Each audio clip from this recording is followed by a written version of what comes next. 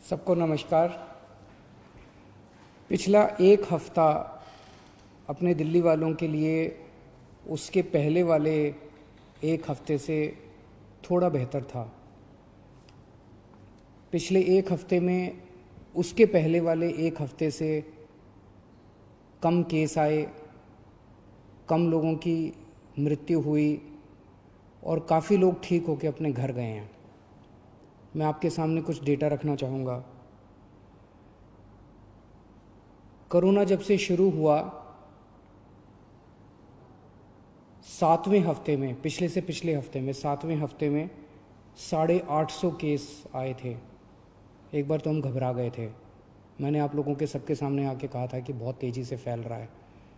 850 नए केस आए थे 7वें हफ्ते में, और पिछले हफ्ते 8वें हफ्ते में 622 केस आए हैं, थोड़े कम हुए।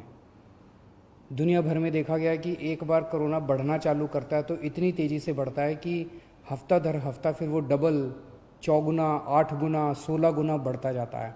फिर वो डबल पे डबल होता जाता है। लोग कहते हैं 4 दिन में डबल हुआ, 8 दिन में डबल हुआ, लेकिन 7वें हफ्ते में, पिछले से पिछले हफ्ते में 850 केस आए थे और पिछले हफ्ते 622 नए केस आए थे। 7वें हफ्ते में 21 लोगों की मौत हुई थी, पिछले हफ्ते में 9 लोगों की मौत हुई थी। हमारा मकसद है एक भी व्यक्ति की मौत नहीं होनी चाहिए। थोड़ी कम हुई थी। पिछले से पिछले हफ्ते 21 लोगों की मौत, पिछले हफ्ते 9 लोगों की मौत हुई थी। पिछले से पिछले हफ्ते 7वें हफ्ते में 260 लोग ठीक होके गए थे। अस्पतालों से 260 लोग ठीक होकर अपने घर गए थे। 8वें हफ्ते में, यानी कि पिछले हफ्ते, 580 लोग ठीक होकर अपने घर गए थे। तो एक तरह से दुगने से भी ज़्यादा लोग ठीक होकर अपने घर पिछले हफ्ते गए थे। तो अगर हम ये देखें कि जितने लोग नए आए थे बीमार होके और जितने लोग ठीक होके गए, अगर नेट देखें तो एक तरह से 566 लोग पिछले से पिछले हफ्ते हमारे अस्पतालों में नेट आए थे और पिछले हफ्ते केवल 34 लोग आए थे नेट। तो एक तरह से पिछला हफ्ता अच्छा रहा। हम सब लोगों ने, आप सब लोगों ने बड़ी कठिनाई के साथ ये जो लॉकडाउन है इसका पालन आप लोग कर रहे हैं, और अगर हम इसी तरह से पालन करते रहें तो मुझे उम्मीद है इस महामारी से हम लोग निजात पा सकते हैं। पिछले हफ्ते रविवार को जब मैं आपके सामने आया था, मैंने कहा था कि अभी हम लोगों ने तय किया है कि लॉकडाउन एज इट इज़ जारी रहेगा, कोई रियायत नहीं दी जाएगी, और 27 तारीख को हम लोग इस पे दोबारा निर्णय लेंगे कि लॉकडाउन को जारी, इसमें कुछ रियायत देनी है कि नहीं देनी है। तो एक ही रियायत आज हम दे रहे हैं, वो ये कि परसों रात को केंद्र सरकार ने कुछ तरह की दुकानें खोलने का निर्णय लिया है। उस केंद्र सरकार के आदेश को हम दिल्ली में भी लागू कर रहे हैं। ये आदेश क्या है, ये मैं आपकी जानकारी के लिए बता दूं। जो एसेंशियल सर्विसेज की दुकानें थी, दवाई की दुकान, किराने की दुकान, खाने पीने की दुकान, सब्जियों की, फ्रूट्स की दुकान, दूध की सर्विसेज, वो जो एसेंशियल सर्विसेज हैं वो तो जारी रहेंगी, उसको कोई छेड़ नहीं रहा। वो एज इट इज़ जारी रहेंगी, वो खुली रहेंगी, वो सप्लाई होती रहेंगी। इसके अलावा कोई मार्केट नहीं खोले जाएंगे।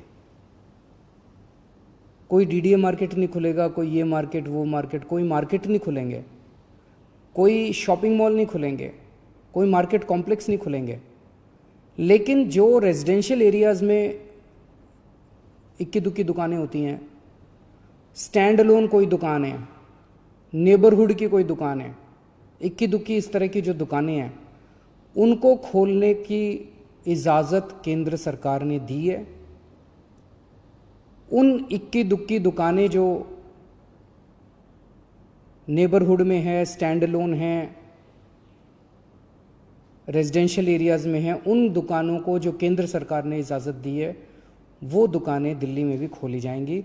मैं फिर से बता दूं, कोई मार्केट नहीं खुलेंगे, कोई मार्केट कॉम्प्लेक्स नहीं खुलेंगे, कोई शॉपिंग मॉल्स नहीं खुलेंगे, लेकिन कंटेनमेंट एरिया में वो भी नहीं खुलेगी। जो इक्की दुक्की दुकानें मैं बात कर रहा हूँ, कंटेनमेंट एरिया वो एरिया है जहाँ पे हम लोगों ने सख्ती की हुई है, सील किया हुआ उन एरियाज़ को जहाँ पे कोरोना के ज़्यादा केसेस निकल के आ रहे हैं। उन एरियाज़ में किसी भी किस्म की दुकान को खोलने की कोई इजाज़त नहीं रहेगी। इसके अलावा अगला एक और हफ्ता, ये जो एक ऑर्डर आया है परसों केंद्र सरकार का, इसके अलावा और कोई कुछ खोलने की हम इजाज़त अगले एक हफ्ते तक, 3 मई तक और नहीं दे रहे। 3 महीने तक यथावत इसी तरह से जो रेस्ट्रिक्शंस हैं वो जारी रहेंगी। ये हमारे लिए बहुत कठिनाई का समय है। बड़ी कठिनाई से पिछले एक हफ्ते में आप सब लोगों ने मेहनत करके कोरोना को पे काबू पाया है। हमें इसे जारी रखना है, किसी भी तरह से इसको अब आगे और बढ़ने नहीं देना। 3 मई तक पूरे देश में प्रधानमंत्री जी ने लॉकडाउन का ऐलान किया है। 3 मई के बाद केंद्र सरकार इस पे क्या निर्णय लेती है, उस पे निर्भर करेगा कि हम दिल्ली के अंदर आगे इसको कैसे ले जाते हैं। केंद्र सरकार के निर्णय के बाद हम लोग आगे के अपनी दिशा तय करेंगे। एक अच्छी खबर है, कल मैंने बताया था आप लोगों को, प्लाज्मा से अच्छे नतीजे आ रहे हैं। प्लाज्मा के जो अभी तक ट्रायल्स किए गए उसके अच्छे नतीजे आ रहे हैं। एक एक मरीज़ के ऊपर मैं खुद नज़र रख रहा हूँ। कल एक मरीज़ थे LNJP में जो कि काफ़ी उनकी नाजुक हालत थी और डॉक्टरों के हिसाब से वो सिंक करते जा रहे थे। उनको प्लाज्मा दिया गया और उनकी तबीयत में काफ़ी अच्छा सुधार हुआ है। आज सुबह तक काफ़ी सुधार हुआ है उनकी तबीयत में। मैं डिटेल्स में नहीं जाऊंगा, डिटेल्स में जाना सही नहीं है, लेकिन उसको देख के हमारा उत्साह बढ़ा है इस प्लाज्मा थेरेपी को लेके कि इतने सीरियस मरीज भी ठीक हो सकते हैं इनसे।